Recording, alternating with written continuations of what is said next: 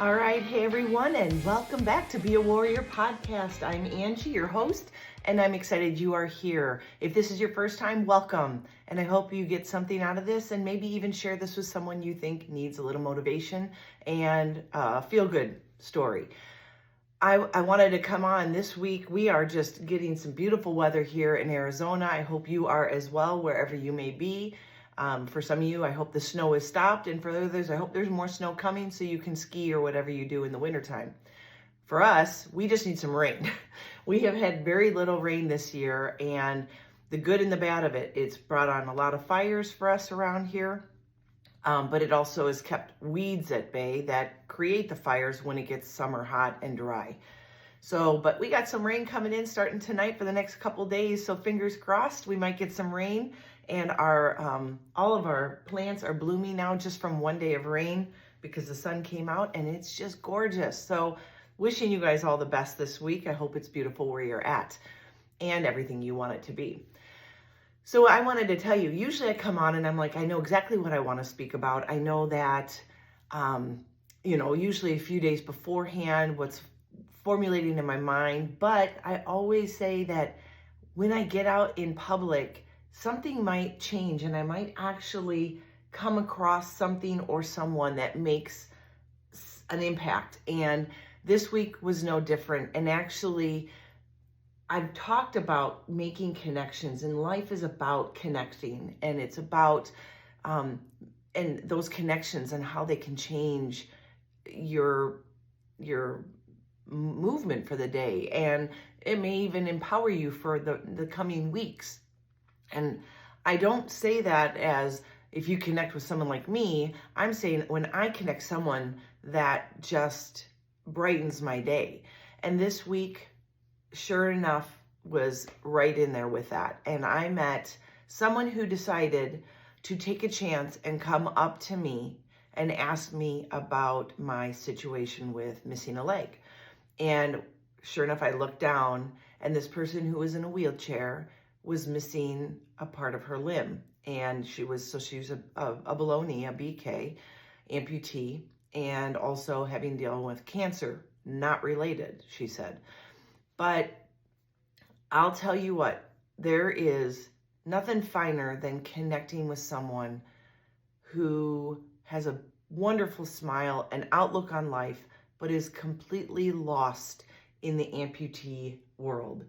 And it's a daunting task. It is one that is filled with a lot of questions, a lot of uncertainty, a lot of fears, anxiety, if you don't find connections. And I had told her that I have created a group for women to come on and feel like they are connected with other women going through that same journey or a similar journey. Because like I said, each one of us, whether you're AK or BK, above knee or below knee, or if you're a toe amputee or a hip disarticulate amputee or an above limb amputee, every one of our journeys, even if you're the exact same amputee level, is different. We all have different personalities. We bring different things. It's like someone getting a knee replacement. Every knee replacement is different depending on how that person handles pain, how they handle recovery, how they do PT or don't do PT, and follow doctor's orders or not follow doctor's orders. Same thing for amputees. But we have similarities. We can share our journeys to bring comfort to those who are afraid. And so this lady, I was able to talk to her about our chats that we have and the things that I do online with people. And it brought me to thinking full circle here that this is the time for me to talk to you about how I deal day to day, how I got through preparing for my amputation, because mine was an elected amputation. But you have to understand that what I'm about to say, some people believe in, some people have their own belief system. This is mine. Again, I tell you, this is my personal journey. But my journey was a tough journey. I had 5 years of surgeries, 10 surgeries within that year. And the interesting aspect of that is not one surgery was done by the same doctor. Every time I had a surgery, and I would go through PT. I would do really well with PT the first few weeks, then I'd kind of plateau out, couldn't get better, and all of a sudden range of motion started to decline, and the next thing I know, I was reverting back to very low mobility with my leg and very little range of motion. Every single surgery, for 10 surgeries, that was the outcome. And at first it didn't take, right? You're like, okay, not a big deal. But every surgeon said, I've done all I can do. I don't see anything wrong. And they'd release me into the wild, and I would have to go and figure out what was next, because the way I was living wasn't good enough. It was setting me up for huge weight gain, sitting around on my couch and doing nothing with my life. And I was in my 40s, and I thought, gosh, you have a whole life ahead of you still. And so that wasn't going to be good enough for me. And so I would go to another doctor and say, can you put eyes on this? What do you see? Is there anything that we're missing? Is there any diagnosis, and why this is happening? Keep in mind, I'd never had any really surgeries before except for a scope on this same knee many, many years ago when we lived in Florida and our kids were little tiny babies. And even then, weirdly enough, I got a scope on this knee to fix, I think, a meniscus tear, and I ended up getting a blood clot. So it was already a problem knee, but out of the blue, here I am again, dealing with things that no doctor could figure out. And so I would have a doctor say, well, I don't know anything that I see anything major, but it could be this, and we could try this. And I said, I'll try anything. So we tried another thing and another thing and another thing. And then it got to a point where I started doing allergy testing, and I started doing, infection testing, things like that, wondering if something was going on, wondering if my knee replacement that I ended up getting to, I was allergic to all the parts that were in my leg, and then finding out that the knee replacement was put in a little crooked, and then having to have a knee revision. And that was like a 7.5-hour surgery. And my incisions kept getting bigger and deeper and stronger. And every PT session became the same thing, just quicker. I would increase really well at the beginning, quickly plateau, and quickly dive and have zero range of motion again. When it came down to it, and I was thinking, the only reason I thought about amputation was because I went overseas to get away from PT for a little bit. My PT was like, I had him for 4 years, and he was like, you need to just get away and take a break. You need to do something fun with your family and stop trying to fix yourself right now and just take a breather. So we went overseas. Thought I pulled my muscle in walking around Paris, my calf muscle. So I kept walking on it, and I'm keeping in mind that I couldn't straighten my legs. So I was walking hobbled and bent over, and which did not feel good on my back or my hips, my neck. Everything gets, tweaked when you do that. Flew home with what I thought was a muscle pull, keeping in mind that I did that the beginning of the week, and I walked around Paris all that week with it and just dealt with the pain. And then only to come back 4 days back in the States to have my pain management doctor say, go to the ER, I think you have a blood clot. And he was right. He noticed it, he understood it, and he saw, and he told me to get it done. So here I was with a blood clot and 10 surgeries in, 55 pounds heavier than I'd ever been. And I said, I'm done. I'm so done with this. And I had already been told by several doctors that amputation was a possible course of action, but that I wasn't in the right place at the time, which I guess meant I was still too positive and still felt I had the energy to expend on searching for other doctors and other remedies before I went to an extreme. That was a straw that broke the camel's back, though. I couldn't do any more. I was done with it, and I didn't want to die on an airplane, nor did I want to stop traveling and doing things, because I'd already stopped every other form of activity. I wasn't in the gym. I wasn't skiing. I wasn't hiking. I couldn't even walk down to our mailbox without pain going through my back, my hips, my neck, because of my strange gait. So I bring this up because once I decided that amputation was where I needed to be at this point, I had, from the time that I picked the surgeon to the time of the surgery, I had 4 months. 4 months to think about it, wallow in it, be afraid of it, have anxiety over it. And I'm a Christian. I go to church. I believe. I've always believed.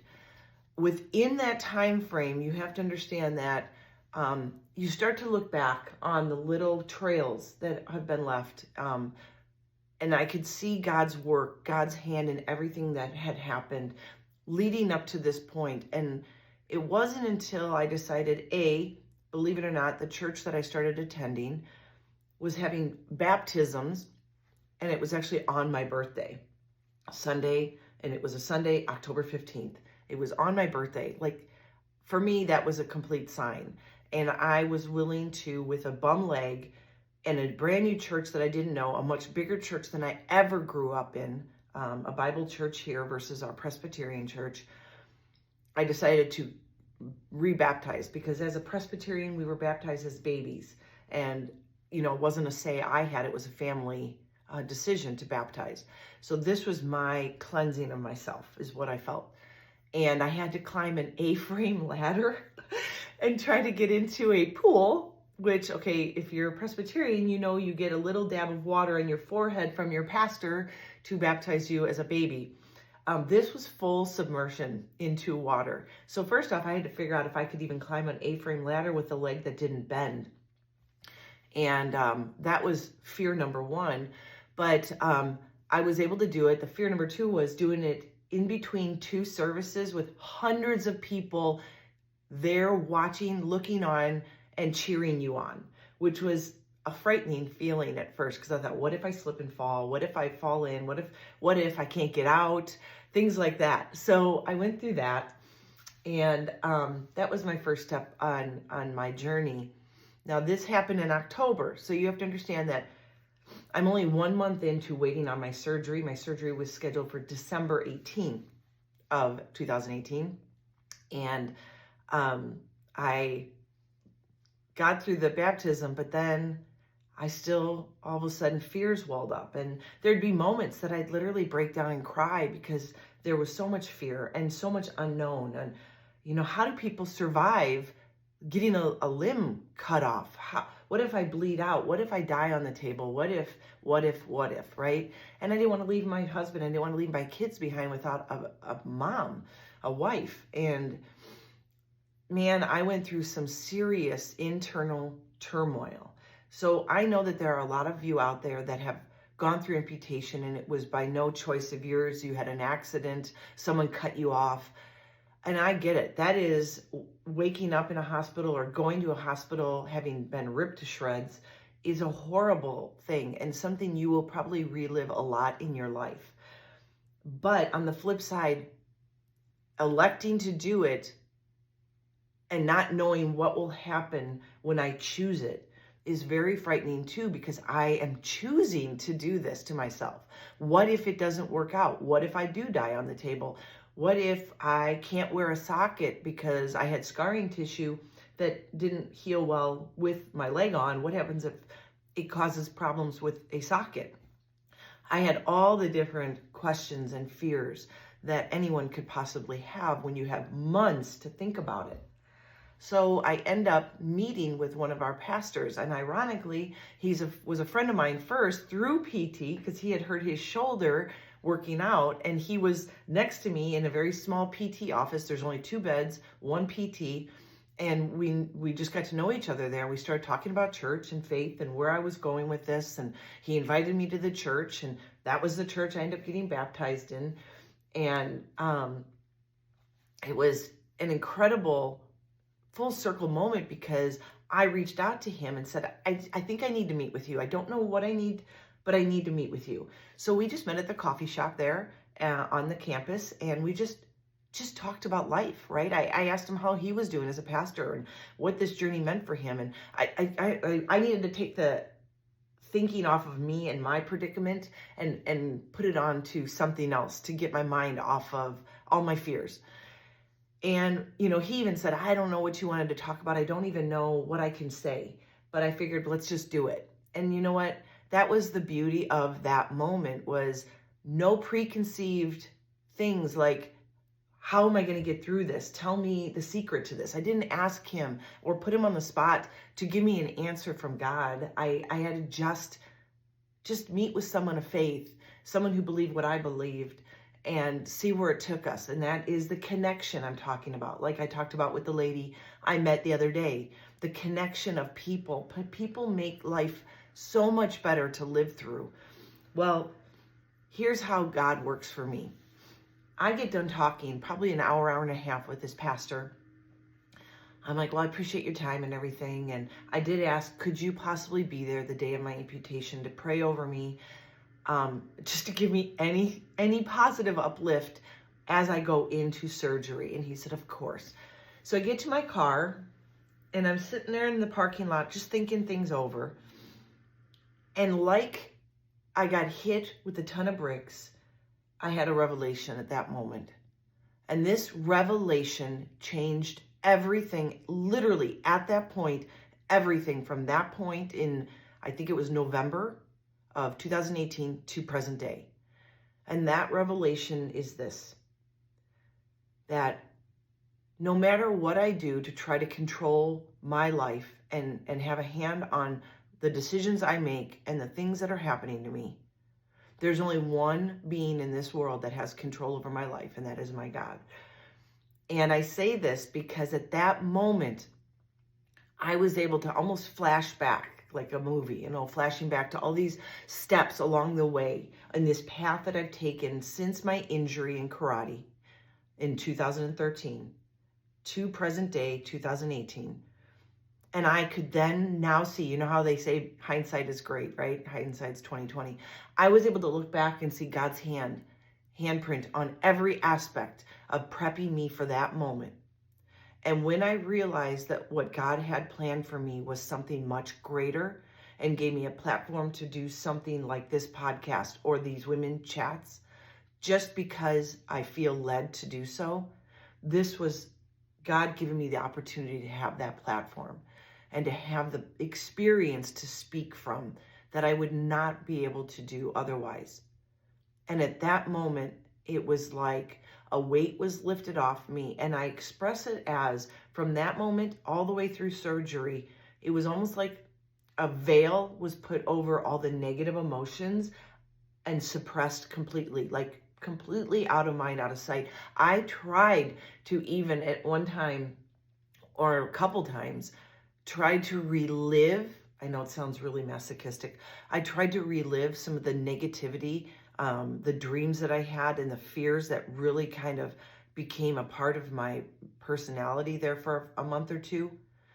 And I couldn't reach the depth of that fear at all. I was completely and 100% protected. And I know that was God's doing, because he did not want me to think of the what ifs and the fears. He wanted me to trust in him. And that is where my faith jumped 1,000%. Even though I already had faith, I guess if you're not put up against the ropes, you never really get your faith tested. And that was the moment my faith was tested and I released it all. And I will tell you that that is the reason for my successes. Yes, personality, yes, mindset, but my faith is what pulled me through the most negative and scary moment of my life. And it is why I do what I do. And I do it for no money. And I do it just because I know it is the right thing to do. That if I was blessed enough to be able to make it through this really emotionally unscathed, and deal with all the issues I've dealt with. And yes, it has not been an easy journey. Having an amputation is not an easy road. I have my ups and my downs like every other amputee. I have really bad phantom pains. Last night was one of them. Not the worst I've had, but I could not fall asleep. And I go through those moments and I realize that this too shall pass. This too shall pass. We go through a negative time, but we recover and we bounce back stronger each time.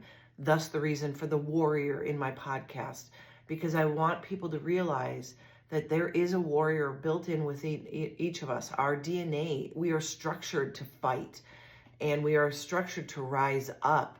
And that is what our gifts are if we get the right mindset and the right belief system. Whatever it is you believe, whether you believe in a spiritual power or a higher power or just the energy of the universe, it does not matter. For me, it is the fact that I have my faith to lean into, and I leaned in hard. Well, jump forward now, and I have talked to many people Some want no spotlight whatsoever. They don't want to be told that they are an inspiration, and they don't like people telling them that. And you know what?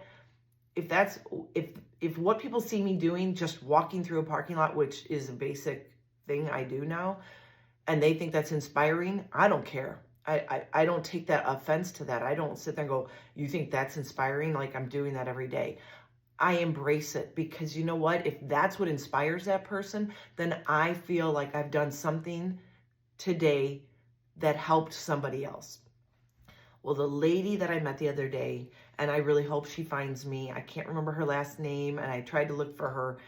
I invited her to come onto our women's chat. She goes, I so needed that. I knew there was a reason why I told my person here to bring me back over and talk to you. She had someone pushing her in her wheelchair. And I want you on this group. I think this group would be really good for you. There's a lot of women that are going through things, a lot that have dealt with cancer. And I think this would be a great, and she goes, I knew it. I just knew it. And her smile was electric. And I have never felt so proud of a moment as I did then, because that connection filled me up. It filled her up. You could see it. She was so grateful. You could tell she just wanted a hug. And we connected. And that, I believe, is God's doing as well. If we open the door and we show ourselves in a way that allow people to approach us, we can make change happen for the better for everyone involved. Like I said, I do that because that's my personality. I'm a total type A. I love to talk to people. I love reaching out. I love telling my story. Don't be afraid to ask me my story. I will tell you why I am where I'm at and what has gotten me there. And I will tell you about the hard days, because quite frankly, there are a lot of those days. I just try not to linger in the hard days, because they are what make me up, and they are what push me forward and make me who I am. And they have strengthened me and built my character and knocked me down and made me stronger to get back up. I mean, every single step has literally done something to carve me out.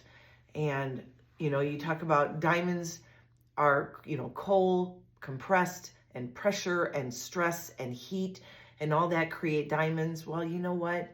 That is what we go through, right? As human beings, we are created and built to go through those things. And when we go through pressures and stressors in life and the heat of a moment, we are being created to become something more beautiful, something stronger, right?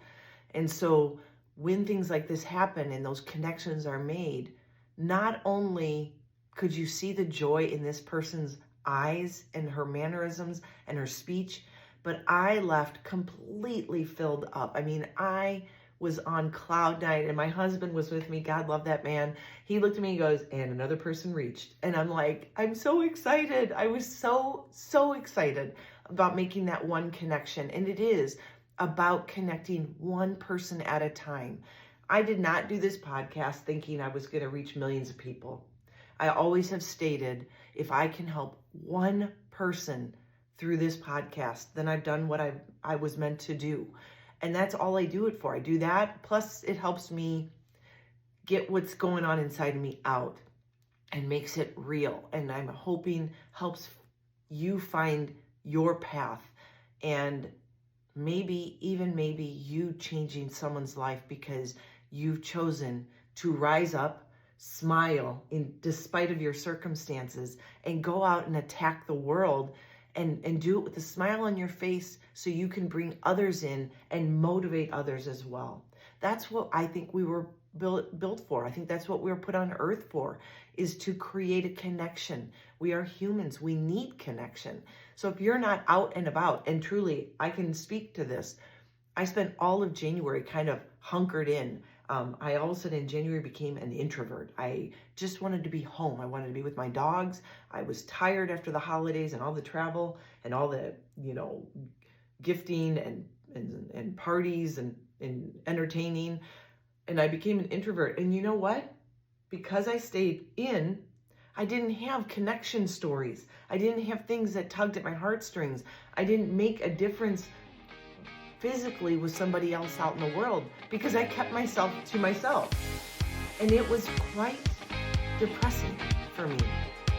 And maybe if you're home right now and you are really struggling with depression, finding yourself, finding the food, and finding the joy inside, and you're struggling with that, I can tell you I understand that. If you can and are able, somehow get outside. Number one, the sunshine and the air will give you a lift, right? A jolt. It's good for our body, it's good for our brain, it's good for our heart. But you will also probably come across somebody. And if you keep your eyes open, you might actually find something that inspires you to do more, to be better, and to try harder. And I know it's hard. Trust me, I know. There are days I don't want to go out. There are days I'm hurting. But I will tell you, when I've pushed past those and gotten to the gym or just gone to see my horses or gone to the grocery store, there are people I have connected with or my animal who's reconnected me to myself that makes a huge difference in my life. So connections, faith and connection. I hope you have your faith. I hope you have something you believe in that's bigger than you, because we all need that. Trying to live on our own, in our own way is a hard thing to do. When we realize we are built for something greater and for something good, and our circumstances aren't, well, of course this happened to me, everything always happens to me. Maybe flip the mindset and say, this happened to me, there is something greater coming and something that I am supposed to do with this. I find that my amputation has been a gift. It is not an easy thing. And knowing that that's where I was going for those 5 years prior to amputation was a very hard journey. But I could not have gone through amputation and come out on the other side feeling the way I did if I hadn't struggled for 5 years. So if you're in the midst of a struggle right now, I get you. But just know that those struggles are building you up and preparing you for something better. Be prepared. Be ready with your eyes and your heart wide open to make a difference and to get out in the world and do something fantastic with your circumstance. Your circumstance doesn't have to be, oh, great, here we go, I've got this happening, but everybody else is having a great time. No, everyone has a circumstance. Everyone has something that they have that brings them down a level, knocks them on their butt. And it's the strong and the ones that are empowered to move forward that stand back up and take the beating again and again and again, molding themselves into the person they were meant to be. This is a journey. This is not, a one and done. There's my life. If that was the case, there is no way that I knew in high school that I'd be an amputee. No way. Nor would I have thought in high school, being an athlete that I am, that I could continue to be an athlete after amputation and losing a full limb. So you never know what is your future has in store for you. But I will tell you that everything going along the way is preparing you for something else and something great if you choose to accept that. And it's a mindset game. It really is. And it's a strength of character. And you may not have that strength now, but everything that's chipping away at you is building you up to be stronger and stronger and stronger until you have found a place. And like right now, I might be at a stagnant place because I've already had my amputation. I've accepted I'm there. But I know there are other things that are going to come in my life. And it's just life, right? It is people that we love and lose because they pass on, or it's children growing up and moving away. It is a health scare. I mean, just because I have an amputee doesn't mean I'm immune to anything else. I mean, anything else can happen. And everything I'm doing is always building me up for the next phase in life. And being prepared is one of those things. So get out there this week for call to action. If you are really struggling where you're at, ask yourself, are you staying at home? Are you kind of hunkering in and you're not really getting yourself out in the world? I can tell you right now, make connections everywhere you go. Try looking up instead of on your phone. Look up, meet people somewhere out in the world, whether it's the grocery store line or it's in the parking lot, it's at the gym, it's getting your dry cleaning. anywhere. If it's even in the doctor's office and someone is probably scared to death because they're there for something that they weren't prepared for, you may be a light to someone else. And I guarantee you, if you become a light to someone else, you will find that you will be filled with a light yourself, and you will be able to be stronger, and you will find joy in that, and you will find purpose. And you know what? As human beings, we like having a purpose in our life. We like being needed and wanted and seen. And that is the job here. And you could take it as seriously as you want. If you're down and out right now, understand somebody else is even more down and out or really struggling with something. We are there to lift each other up. So get out in the world. That is your call to action. Get out in the world today, this week. Go make a difference by smiling, by looking up from your phone and connecting, true connection with another human being. And I guarantee you'll have stories to tell that will fill your heart with joy, and you will find your purpose again. So I hope this helped you. I hope you have an amazing week ahead. I hope you connect. Find somebody, connect with somebody this week. And next week when we get back here, I hope that we find some joy and commonality in the journey we are all on. And as always, be healthy, be happy, be you.